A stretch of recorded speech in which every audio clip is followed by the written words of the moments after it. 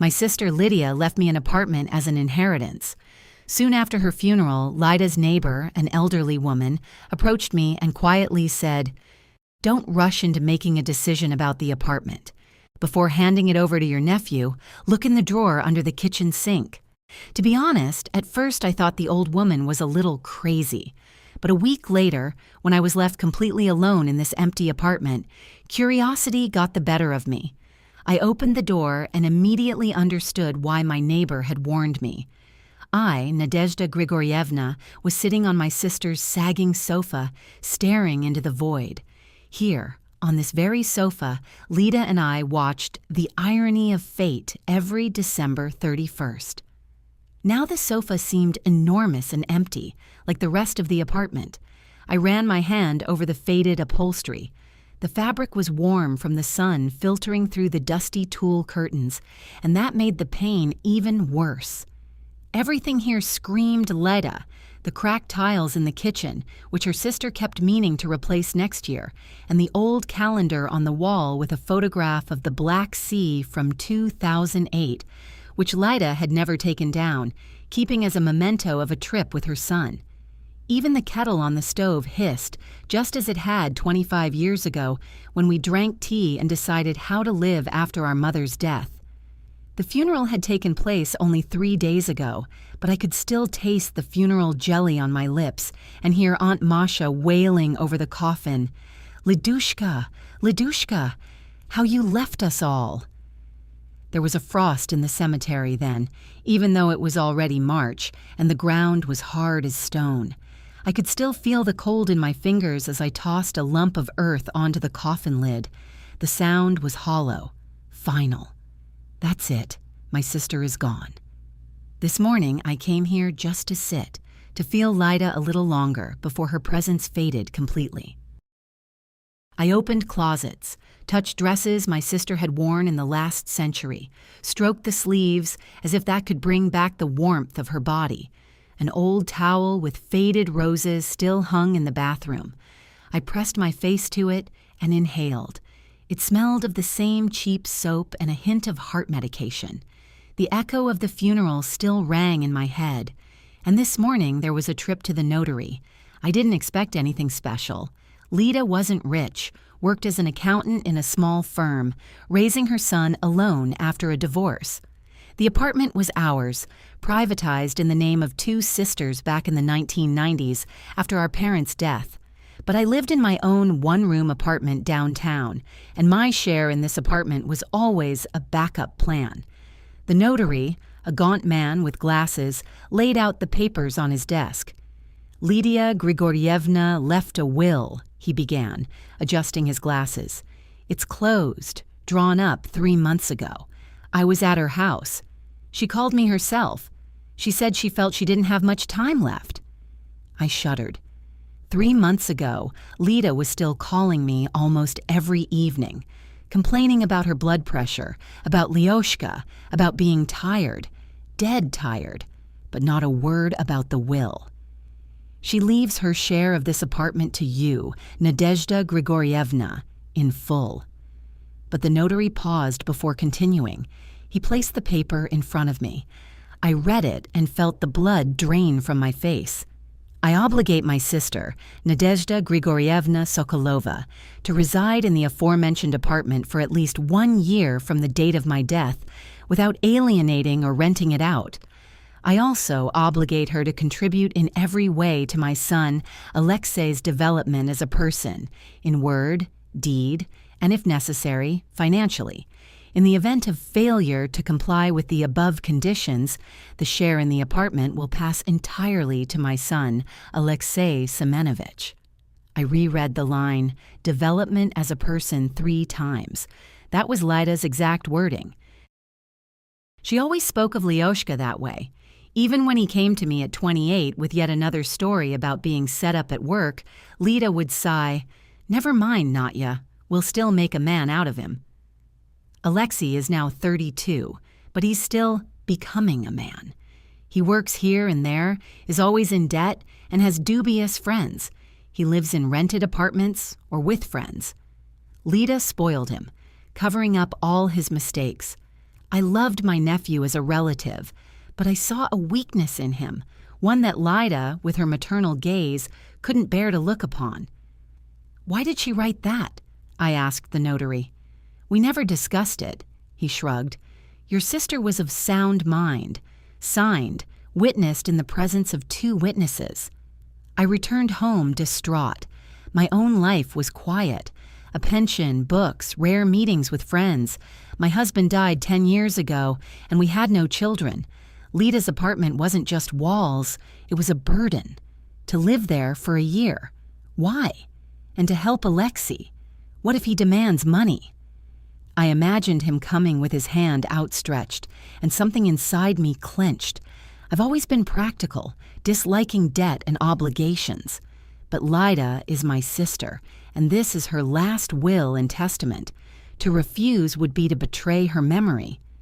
That evening, my niece, Sveta, my cousin's daughter, called. "Aunt Nadia, we're all in shock. Lyda left you a share, but Lyosha got nothing. He's my son." I sighed. "Sveta, there are conditions. I have to." But Sveta interrupted. "The conditions are nonsense. Lyosha is in trouble. He owes loans. He lost his job. The apartment is his home. He grew up there. You won't leave him on the street. Give him your share, Aunt Nadia. Family is sacred." Family. The word echoed. The next morning, I went back to my sister's apartment. Around noon, Alexei himself arrived. He looked tired, his eyes red, either from crying or from a hangover. "Aunt Nadia, Mom would have wanted me to stay here. She always said the apartment was for me. These conditions. But you understand. She wanted you to look after me, but the share is rightfully mine." He sat down opposite me, placing his hand on the table, as if he already owned everything. I felt pressure, not physical, but something pressing from within, forcing doubt. "Lyosha, I'll think about it. A will is no joke." He nodded, but something predatory flashed in his eyes. "Think about it, Auntie. We're family." I couldn't sleep that night. Doubts gnawed at me. What if Lyda wanted this very thing, for me, Nadezhda, to take on the burden, to help Alexei become a better person? But how? I don't have much money, and he's a grown man. Or should I give up my share? Close ones whisper, family, duty, conscience. The pressure was mounting. That morning, Aunt Masha, our mutual relative, called. "Nadia, don't be greedy. Lyosha is the only blood relative. You're already living in the center, and he's in poverty. Give it back, and God will reward you." I went to Lyda's apartment to be alone. I sat in the kitchen where my sister and I drank tea in the evenings and shared secrets. "Lyda, why are you doing this?" I whispered. "I'm not ready." I remembered how Lyda had changed in recent months. She'd become withdrawn, often complaining about her health, but she spoke of her son with warmth, albeit sadness. "He's a good man, Nadia. Life has just broken him. Help him, if anything." But there was another thing that was nagging at me. After the funeral, when everyone had left, Lyda's neighbor, Baba Vera, who lived downstairs, came up to me. The old woman looked back and quietly said, "Don't rush, Nadia. First look in the drawer under the sink. Lyda was afraid this would happen." I was taken aback. "What? What drawer?" Grandma Vera shook her head. She once whispered to me, "Look what's there and think carefully about what you see." And she left, shuffling in old slippers. The words seemed strange, almost insane. A drawer under the sink. What nonsense! Lyda wasn't superstitious. She didn't leave any riddles. I waved her off. The old woman was probably confused. After the funeral, everyone was nervous, but a seed of doubt had fallen into my soul. The pressure from relatives was growing. The calls didn't stop. Sveta wrote, "Auntie, Lyosha is crying. She says his mother loved him more than anyone. Don't ruin his life." I walked around the apartment, touching my sister's things. The will had unusual conditions, as if Lyda knew there would be pressure. Becoming a person. What does that mean? I imagined giving up my share and felt relief, but then emptiness. What if I didn't? Would I become an outcast in the family? Greed. The word came to mind. Not mine. Theirs. They see money in the apartment, not memories. A week passed. I decided to stay overnight. That evening, alone in the silence, I sat in the kitchen, staring at the sink. Baba Vera's words swirled around in my head. Stupid, I thought. But suddenly... And then the next moment, Nadezhda Grigorievna was kneeling in front of the kitchen sink, feeling the cold tile cut through her thin tights. The door was open, an old drawer pulled halfway out. Inside was the usual junk, empty bottles of detergent, a coil of rope, old sponges, a few packets of baking soda. I'd almost convinced myself that Baba Vera had simply lost her mind when my fingers brushed against something hard, wrapped in an old tea towel. I pulled the package out and unwrapped it right there on the floor. Inside was a small metal box, locked with a combination lock, no bigger than a shoebox. A strip of tape was taped to the lid, and on the tape was Lida's handwriting, familiar, slightly slanted. Nadia, just for you.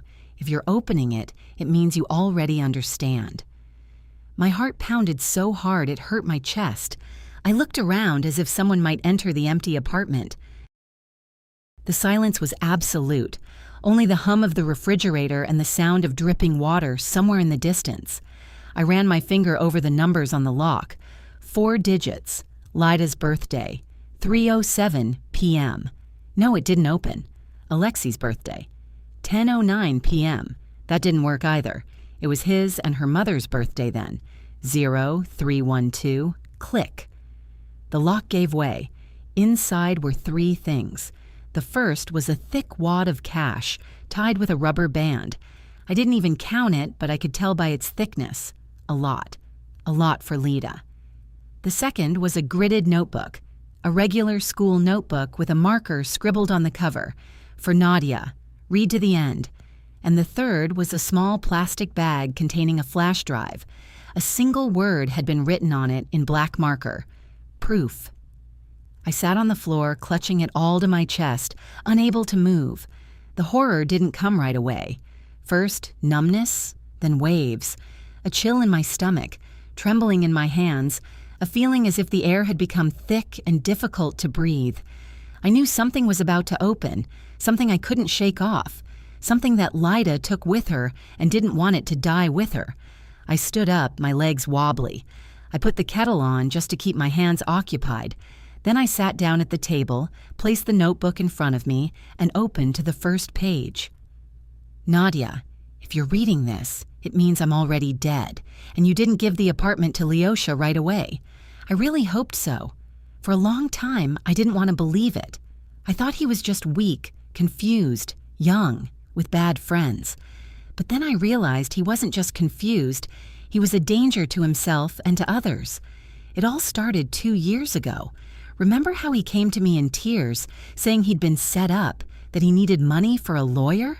I gave him all my savings, then more. Then he took out loans in my name. I signed them because I believed him. And then I accidentally overheard him talking on the phone. He didn't know I was home. He killed a man, Nadia. Not himself, of course, but he's indirectly to blame. It was his friend, one of those with whom he drank and played cards. That guy was in debt to big people. Lyosha told them where he was hiding, said he wanted a percentage. And then, when everything happened, he came to me and cried, saying that they forced him, that he didn't want to. I kept quiet, thinking I'd hide him, help him, make a man out of him. I thought if I was there, if I kept him strict, he'd reform. That's why I wrote those stupid conditions in the will. I wanted you to take control of him, so he couldn't sell everything and run away, but I'm afraid I was wrong. He's not reforming. He's just waiting for me to die. I saw the way he looked at me sometimes, as if he was calculating how much was left. I became afraid, so I hid everything here. The money is what was left after selling my mother's earrings and all my savings from my life. Don't ever give it to him. The flash drive is his recordings. He recorded conversations with those people himself. He thought it was his insurance. Stupid. His voice is there. There are dates, amounts, addresses. If you decide, take it to the police. If you don't, destroy it. But don't give him the apartment. He'll sell it for pennies in the first month and disappear. Maybe it's better for him to sit in prison than to die in obscurity because of debt. Forgive me, Nadia. I couldn't raise him properly. Yours, Lyda. I closed the notebook. The tears flowed on their own, without sobs. I didn't know what was worse, what was written, or the fact that I almost believed all those voices around me. Give it back, Lyosha. Family. Conscience. The phone vibrated. Alexei. It was the third call that evening. Aunt Natya, where are you? The guys and I want to stop by and move my things. Mom wanted me to live there. I didn't answer and turned off the phone. Then I sat in the dark for a long time, staring at the flash drive lying on the table like a small black bomb. One thing was spinning in my head. Lida didn't die of a heart attack. Or maybe she died of a heart attack. But not just like that. She died because she tried too long to make a person out of him. And now this man came to her, smiled, called her Aunt Nadia, and waited for her to give in. I got up and went to the window. It was sleet outside. I looked at it and understood. There was no turning back. Now I would either betray my sister completely, or I would have to fight with my family, with my nephew, with myself. I took the flash drive in my hand. My fingers were icy.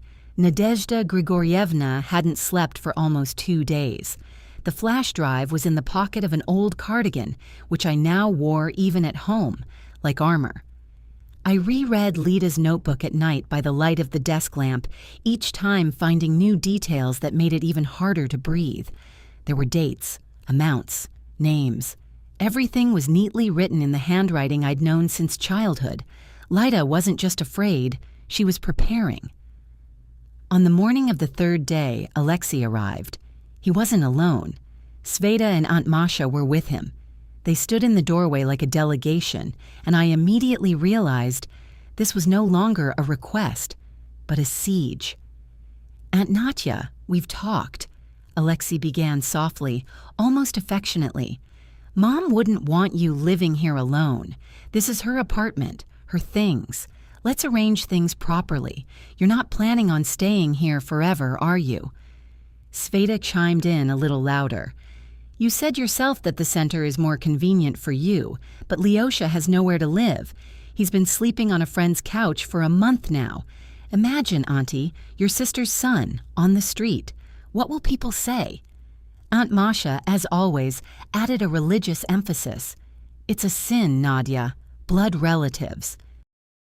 Lida is turning over in her grave, seeing how you cling to half the apartment. Give it up nicely before it's too late. God sees everything. I stood silently, holding on to the door frame. A storm raged inside, but outwardly I exuded only a cold calm. I haven't decided yet. A will is a will. It's Lida's last will and testament. You can't just ignore it. Alexei smiled that same smile that once made Lida's heart skip a beat. Only now I saw in it not charm, but calculation. A will is a formality, Auntie. We are not strangers. Let me help you pack, and then, well, if anything happens, I'll help you. Mom would have wanted us to be together. The word together sounded false, like cracked glass. I looked him straight in the eyes. Lida wanted you to become a decent person, Lyosha, not for me to give you an apartment. Silence fell. The smile slid from his face. Sveta frowned. Aunt Masha shuffled her feet. What are you, Aunt Nadia? Alexei said quietly but sternly. Now you're going to write me off as a villain. That mom told you something before she died. She was sick. She didn't even know what she was saying. I shuddered. He wasn't supposed to know about the notebook, but he knew, or guessed. I'm not writing you down anywhere, I answered evenly. I'm simply carrying out my sister's wishes. They left, slamming the door a little harder than necessary. An hour later, a message came from Sveta. Auntie, we're all very upset. Lyosha is crying. If you don't change your mind, we'll be forced to contact a lawyer. This isn't family friendly. The pressure was almost palpable. My phone was ringing off the hook. Calls from distant relatives, a message in the family chat where I was already being called greedy and heartless. I turned off the phone and went to the kitchen. I opened the drawer under the sink again just to make sure everything was in place. The safe was still there, wrapped in the same towel. I hadn't touched the money, but I carried the flash drive with me. I hid the notebook in my bag. That evening, I made up my mind, turned on Lida's old laptop, and inserted the flash drive. A folder opened on the screen with a single file, a 47-minute audio recording. I put on my headphones and pressed play. First there was noise, footsteps, then Alexei's voice, young, nervous, but confident. "Yes, I know where he is. At Sirenovy Street, 32. The keys are in his gray jacket pocket. Just don't let me in, I don't want to show up.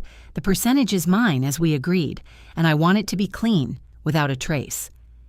Then another voice, low and hoarse. "The money is tomorrow. Don't even think about scamming me, Leosha. We know where your mom lives." Alexei laughed briefly, nervously. "No, I won't scam you. I need to live too." I turned off the recording halfway through. I was shaking. I sat in the dark, hugging myself, and for the first time I truly understood that my sister wasn't just afraid for her son.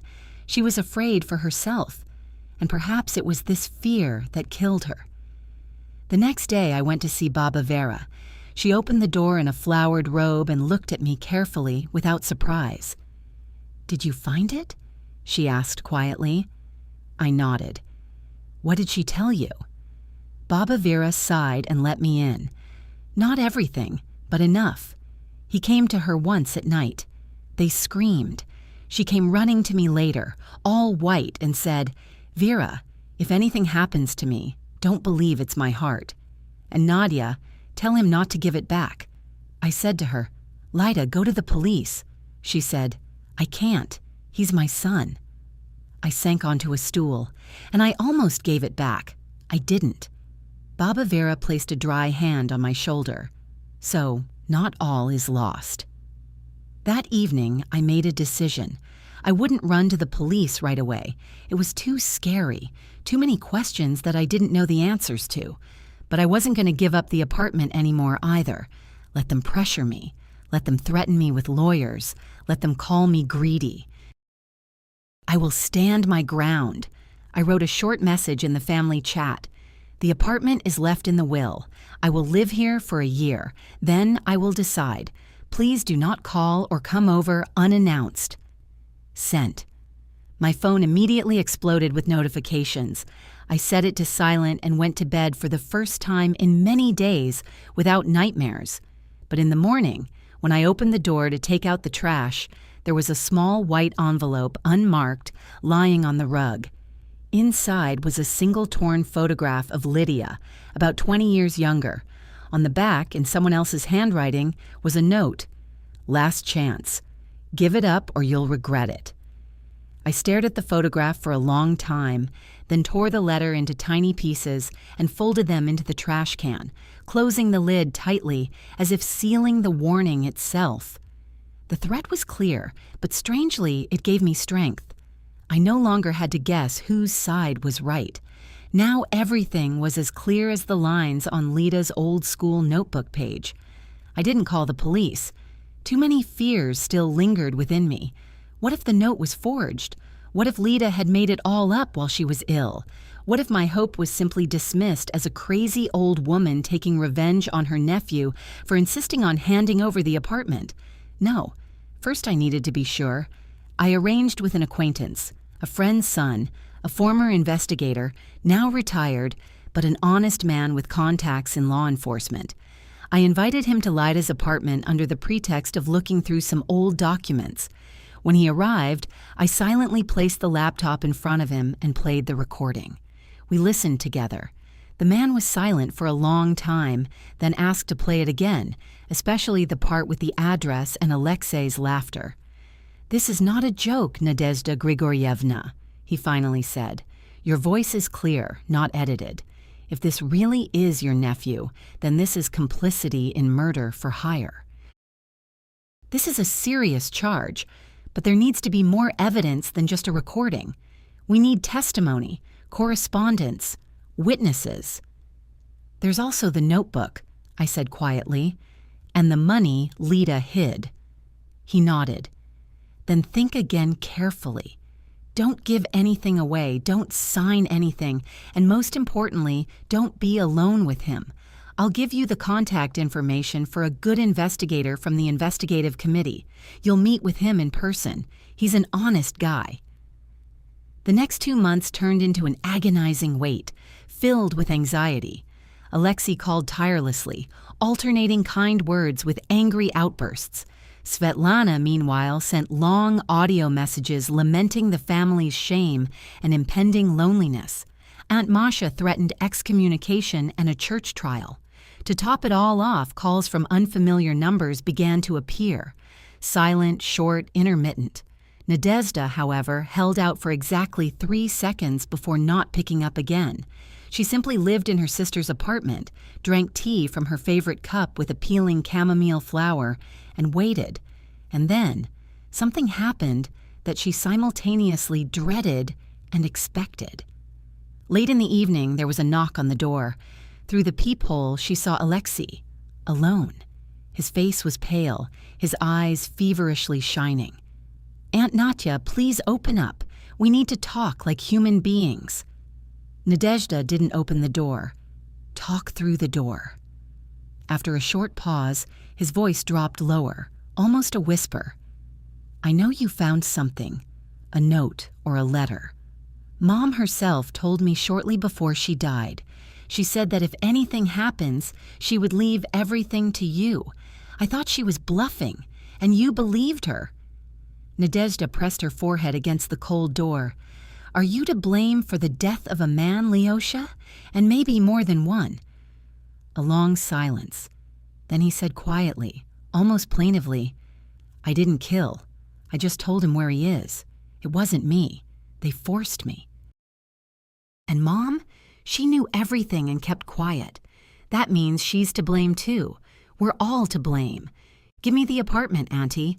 I'll sell it and leave. I'll disappear. No one will know.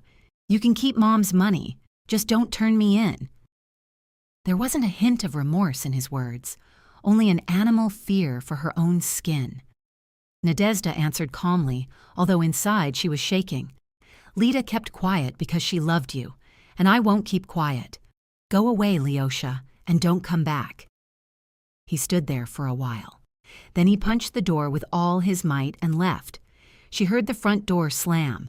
The next morning, she went to the investigative committee. With a notebook and a flash drive, she went to see the young investigator whose contact information her friend's son had given her. A young man in his mid-30s with short hair, tired eyes, and a neat stubble greeted her in the modest office. "Nadezhda Grigoryevna, come in and sit down. My name is Dmitry Viktorovich. They called and warned me. I'm aware." Nadezhda sank into a hard chair, placing her bag on her lap. She began speaking quietly but deliberately, describing the will, the conditions, and the drawer under the sink. When she mentioned the notebook and the flash drive, her voice wavered. The investigator listened attentively, without interrupting, merely making notes, occasionally nodding, sometimes frowning. "Let's listen to the recording," he finally said. With trembling fingers, Nadezhda removed the flash drive. The investigator inserted it into his laptop, put on his headphones, and turned it on. He listened for a long time, his eyes glued to the screen, then removed his headphones and looked at her completely differently, no longer with fresh sympathy, but with professional interest. "This is serious," he said, "very serious.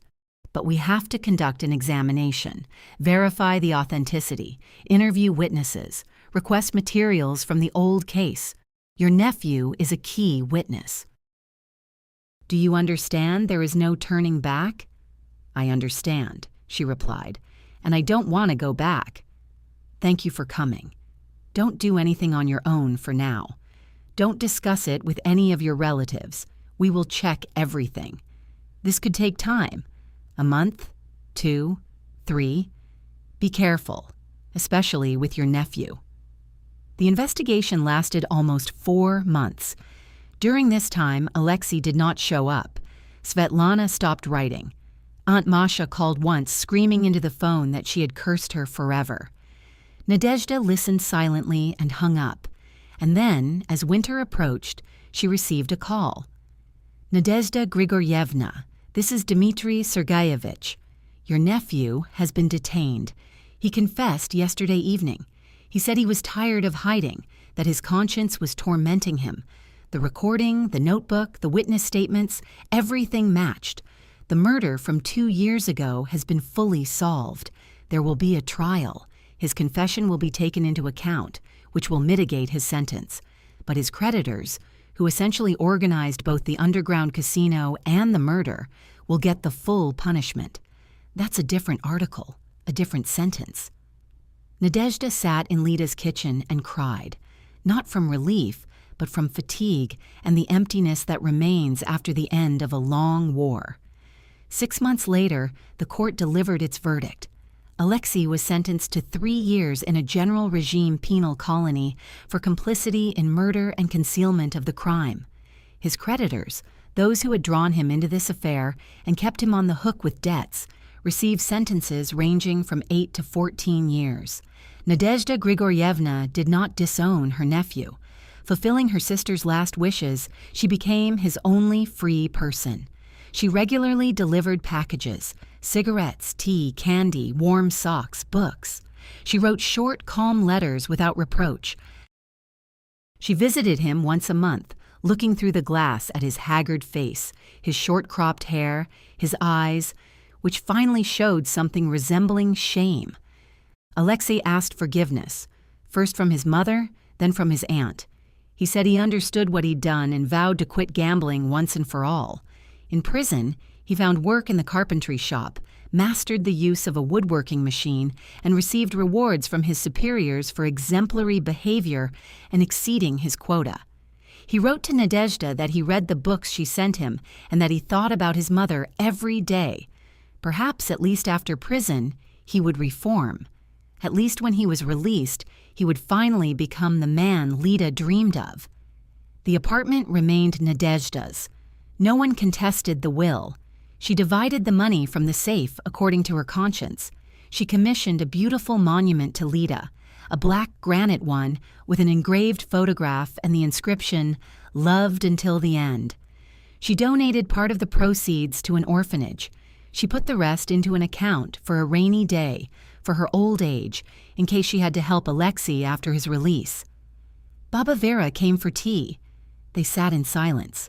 Sometimes they remembered Lida, how she laughed, how she made jam, how she tried to save her son until the very end.